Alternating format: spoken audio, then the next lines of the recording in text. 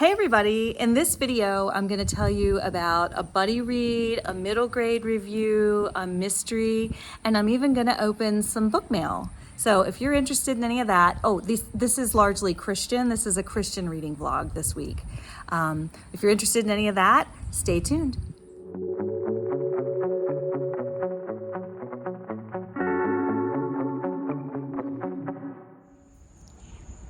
Hi everyone, and welcome to Book Talks with Miss Thomas. I'm Miss Thomas and I'm thrilled you're here.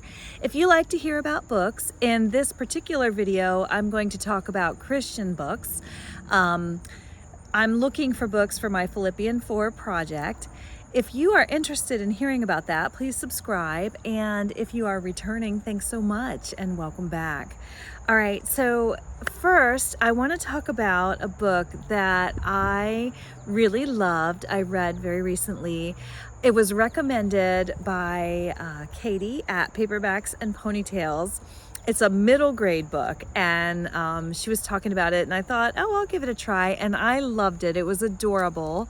It's called The Beast and the Bethany, and it's really cute. So it's written for younger audiences, but it is kind of dark. There's a bit of horror in it, actually. But it was very sweet for me as an adult. I don't know if I'd want a young one reading it or not, but the story is of well, it actually begins with this man who is not a very nice man. It tells you up front, he's not a very nice man. And he goes to the store to buy a very rare bird. And I love the illustrations. There are really cool illustrations. So I'm not going to give you any spoilers, even though it's only chapter 1. But I will tell you, this is even before you begin the book. So, you know, you kind of see that this man is not a very nice man, and he goes to buy a bird, the purple parrot, and he goes home to his beast. He has a beast in a cage in the top floor of his house. So he has an interesting relationship with his pet beast, and it begins with the purple parrot that he goes to get for to bring home to his pet beast. And that's only the first chapter. We also meet in the first chapter Bethany, and I love these illustrations. So this is Bethany, and Bethany is a little girl who wants to buy a pet. She very desperately wants to get her own pet, but all she can afford are some worms. So Bethany gets the worms, and the man, who's not very nice but very wealthy and very young and attractive, the book tells you he looks very handsome and he's young and beautiful, but he's 500 some years old. So how is that? You have to read the book to find out. So The Beast and the Bethany is an adorable middle grade book where you learn about friendship between the young and the old, and life choices where you decide, you know, is doing what's right more important than, you know, getting what you want in life and having a comfortable, easy life kind of thing. There's a lot of interesting choices that have to be made in this book, and it's a difficult dilemma for Ebenezer, the owner of the beast, who has met Bethany. He has to decide, you know, between right and wrong in this book, and it's not easy for him. The illustrations are just so cool, and Bethany is a handful, as you can imagine. Bethany, she causes some trouble. I don't want to show you that picture because it might be sort of a spoiler. She's described as a child who sleeps like a starfish, and she has this woman that is not very kind to her in the book. She sort of reminds me of Miss Hannigan in the movie Annie, you know. That's the Miss Hannigan type character. So it's just a really sweet, enjoyable book, and I do recommend The Beast and the Bethany. Now, what's next for me to read? I have decided, since I've already mentioned Katie at Paperbacks and Ponytails, to do my very first buddy read with Katie. Katie and I are going to buddy read Woman in the Shadow, I think it's called. I'm not sure. It's a Carrie Stewart Parks book, and Carrie Stewart Parks, as you know, is my favorite author. She's a Christian mystery writer, author. By the way, The Beast in the Bethany is not necessarily Christian. It's middle grade. It's somewhat clean, but there is sort of a dark overtone, you know, the beast being, I don't think the beast is exactly demonic, but I could see him being interpreted that way. So this probably will not go on the Philippians 4 list, or it might go on with a warning or a trigger warning for the school. I'm not sure what their position would be on a book like this. But Carrie Stewart Parks is definitely a Christian author, and I'm really looking forward to her book, and I am going to buddy read that with my wonderful friend Katie at Paperbacks and Ponytails. So Katie did a buddy read because she's Katie and she's really nice, or because I bought her the book. I hope she didn't feel obligated. But the buddy read that we did was Woman in Shadow by Carrie Stewart Parks. Now, if you have seen my Carrie Stewart Parks video, I did say in that video that she is my favorite Christian author. She's my favorite author, period. But I liked the other books better. I liked this book. I finished it, but it wasn't like as mind-blowing as Fragments of Fear. That was like hands down one of the best mystery Christian books, best Christian mystery, best mystery, one of the best books I've ever read. So Fragments of Fear is definitely a 5-star read for me. This one was good, but I guess compared to that one, you know, it was just so different. And it was funny because as I was reading it, I was thinking, there's sort of a suspenseful feel to this book. It's very big on atmosphere, almost like an Agatha Christie. And then it was funny because I was thinking that as I was reading. And then later she writes a letter to the reader, and she said somewhere in here, I don't know, of course, right now, I can't find it, but I think it's here in her acknowledgments, that she was going for an Agatha Christie vibe. So well done, Carrie Stewart Parks. She did that. She accomplished the Agatha Christie vibe. But it just, I guess, I'm not a real big Agatha Christie fan. I've read 2 of her books, maybe 3. I listened to the Crooked House audio, so I think that counts. But I like Agatha Christie, and I liked this book, but I loved Fragments of Fear and Relative Silence. So this one, maybe a 4-star read. It wasn't a 5-star for me. So, but I did enjoy it. I finished it. And Katie also had shared that she thought it was good. Well, I'll let her speak to her thoughts on the book. But one thing I will say, I did comment to Katie that I didn't think there was as much spiritual or Christian content as there could have been.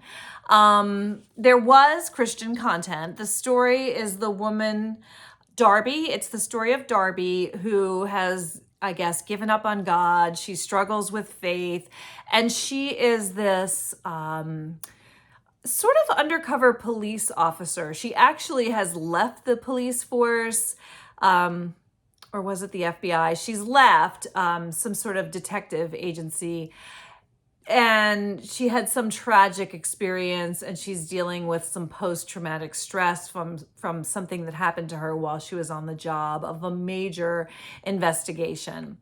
And so she's in this recovery program where they send her to sort of like a retreat, but it's also an undercover job. There's something not quite right at this retreat place, and so she's supposed to look into that and see if she can figure out what it is that's going on. Now, Darby, the character in the book, it's coming back to me now. I don't think it was police. I think it was FBI, because her area of expertise was reading written language, like, maybe bomb threats or notes written by kidnappers or notes written by serial killers. Or in this book, there's a serial arsonist. And so she analyzes the notes to try and see if anything in the way things are worded points to a particular person. Does that person tend to use that word a lot? Does that person phrase things this way? So that's her area of expertise. And she is looking into what's going on at this, I think it's a ranch. It's like a place when there's some earthquakes that occur, and there's these two dogs that just freak out because of the earthquake, and come to find out they're being taken care of by this mean guy named Sam, and Sam wants to have them killed when Darby offers to pay money so that she can take custody of the dogs and rescue them from Sam, because it's obvious they're not being well cared for. So, and that's typical Carrie Stewart Parks. I understand her book coming out in September is going to have a cat. Yay, because I'm a cat person. But she does tend to have a dog, like if you're a dog lover. So in this book, Darby takes in the two dogs and she goes on this retreat with the rest of the group. And there's this police officer whose name is... His name is Bram. And so Darby and this police officer, Bram, are both suspecting that weird things are going on. Now, Bram is investigating a serial arson, a series of fires that were arson, while Darby becomes interested in the disappearance of the woman in shadow. And one thing that was really cool about this book was that they analyzed the paintings. And again, Carrie Stewart Parks has that background. Some of the books she has are on how to draw people's faces and things. And the character, the woman in shadow, was an artist, and she drew the faces of some of the other characters in the book. And that was really interesting because people were discussing these drawings of these faces that the woman in shadow drew. And one half of the face looks one way while the other half of the face looks the other way. So you might notice on one side of the face a real pleasant, approachable face, but then the other half is kind of sinister. And so I thought that was really kind of interesting. I liked the discussion of the faces that the woman in shadow drew and the disappearance of woman in shadow. She was the owner of the dogs that Darby took in. Darby adopted the dogs because woman in shadow disappeared. So she was a really interesting character. I sort of thought that there could be more done with her, actually. I really thought she was gonna show up and we'd find out she was related to Bram, the police officer, but that was just my imagination getting carried away with me. No spoilers. I'm not gonna tell you what actually happens in the book, but I don't know. I would have done more with the woman in shadow, but the character, the woman, the artist. But there was a very good, interesting mystery here. And then the second half of the book, it just starts to pick up, the pace picks up pretty quickly and things start to happen. There's a little more action in the second half of the book. So I know that was one thing Katie and I were saying was, we were trying to get into the book. I was having a little trouble getting into the book. I don't want to speak for Katie, but I did. I had a little trouble getting invested in the book, but then once I did, the action picked up in the second half. So it was very enjoyable.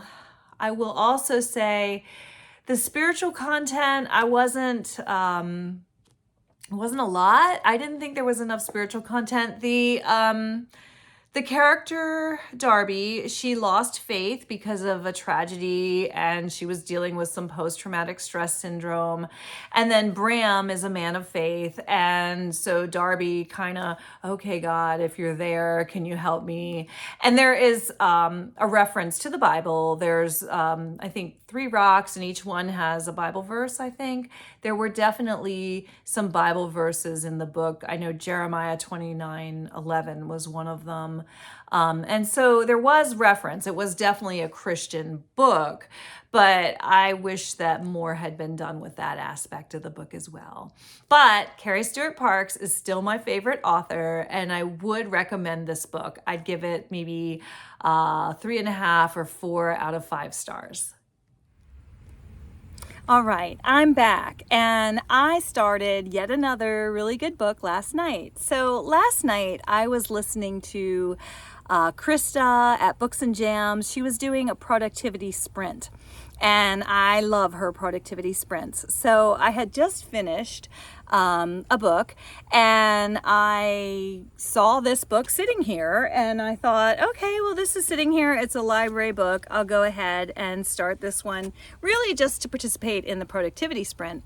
But it's a funny thing, this is really turning into the Katie vlog, because the only reason I have this book is because Katie at Paperbacks and Ponytails tagged me in the telephone tag. And the premise of that video, I can link it. You take the tag, you take the book cover from one book, and you see something that another book cover has in common with that, and so forth, until you have 10 different book covers. And this, I was supposed to start with this book cover. And that's the only reason I have this book in my house. I got it from the library just to film the video. But it was sitting there last night, and I thought, okay, I'll start this and just see if I like it. And I do. I really like it. It's very good. So speaking of the things that interest me about books, something I've learned about myself from this reading experience is that I like a book that begins with action. I want to be hooked in right away with a lot of action. And this book does that. It starts out with these two characters. Lucy is a girl of about 17, I think, 18 maybe, and Olivia is this woman. And Olivia is protecting Lucy when these mercenaries are hunting them in the woods at night. And it says mercenaries, but then the mercenaries end up surrounding Olivia, but Olivia manages to get Lucy free. She escapes. And Olivia tells Lucy, I've wiped your memory clean. You won't remember anything except find this friend of mine in Corpus Christi, and these are the bad guys. Run from these bad guys and find this friend in Corpus Christi. So then the men capture Olivia. I'm not really sure what happens. Olivia has a gun. Does she kill herself? Does she kill others? Does she do both? Does she escape? It doesn't really tell you explicitly.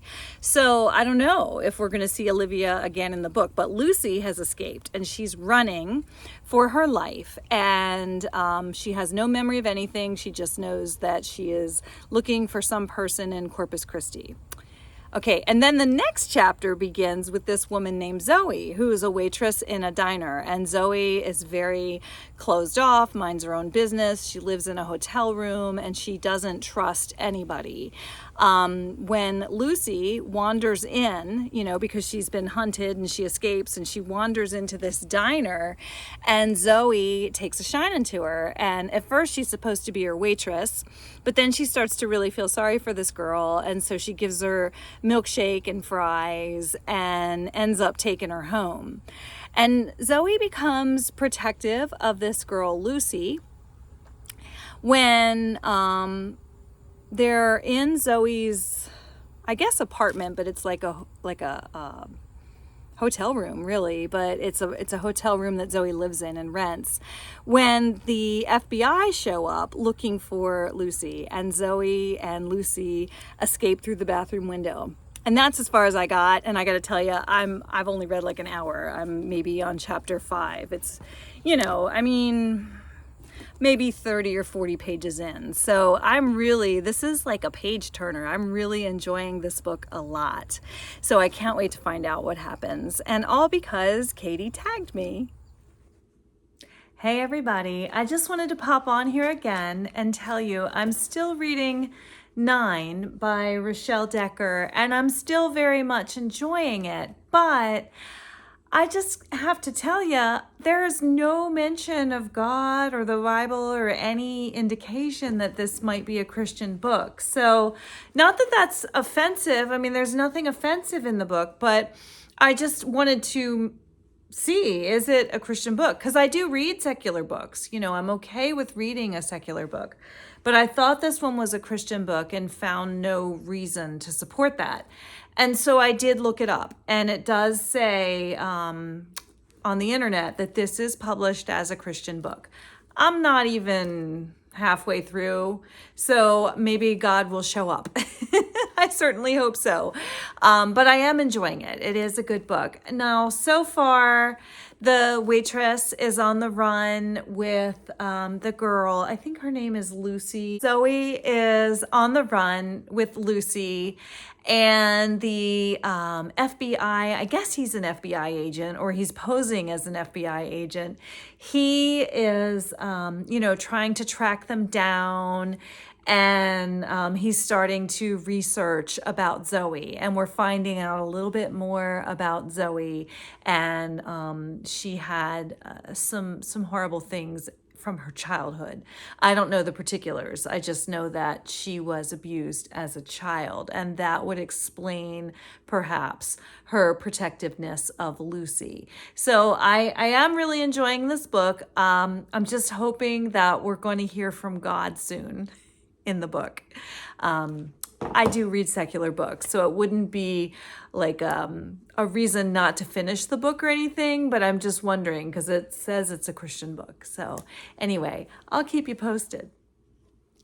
And now Truffles and I have a mini unboxing for you. So I don't know what you want to call it, an unboxing, a haul, book mail. I'm not sure what to call it.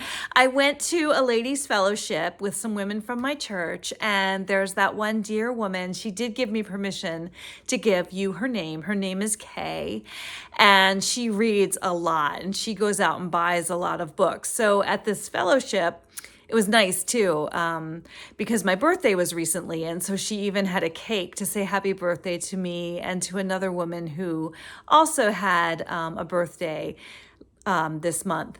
So she had some books that she was passing around. Some of them I've already read. One was How the Penguins Save Veronica, which I highly recommended on my channel. And I got that from Jolene at Bookworm Adventure Girl. I did a Jolene Made Me Read It book about how the penguins save Veronica. Fantastic book. And my friend Kay saw that video. So she bought that book, but she also bought some other books, and I took some of them. Some of the other ladies took some home too. But since I've already read How the Penguins Save Veronica, she gave me this one. And it's Away with the Penguins, which I think is the prequel to How the Penguins Save Veronica. It has the character Terry in it, from what I understand. So I loved How the Penguins Save Veronica. Sorry, Truffles, I like penguins too.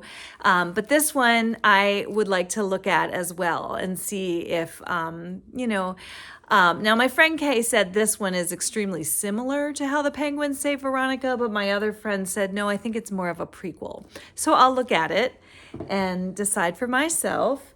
And she gave me Maggie Barberry's Final Exam. I know nothing about this. I know this is my friend at church, so sometimes, like me, she enjoys Christian books, but she enjoys secular books. So I don't know anything about this, if it's Christian or secular. So Final Exam by Maggie Barberry. It sounds like it's from a series, and this character Allison shows up. She must have been in another book by the same author, and so does Detective Bobby Crawford. They try to solve some sort of college-related mystery. Another book, let's see, I've got my little bag here. I left with the tote bag. I brought in this tote bag a charcuterie board. My friend and I worked together to bring a charcuterie board to the fellowship.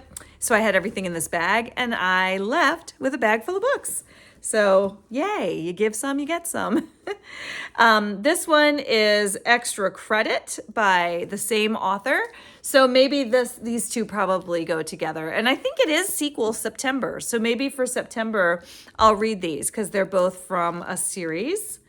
And then the last book is If I Live, the third in the series by Terry Blackstock. I can't wait to read this because I did read the second book and I had mixed feelings about it, but I heard the third one was much, much better.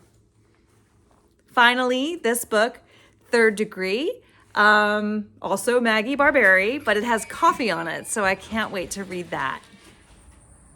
All right, so I finished 9 and I want to hop on here really quick. I have like just a few minutes. I'm waiting on my husband.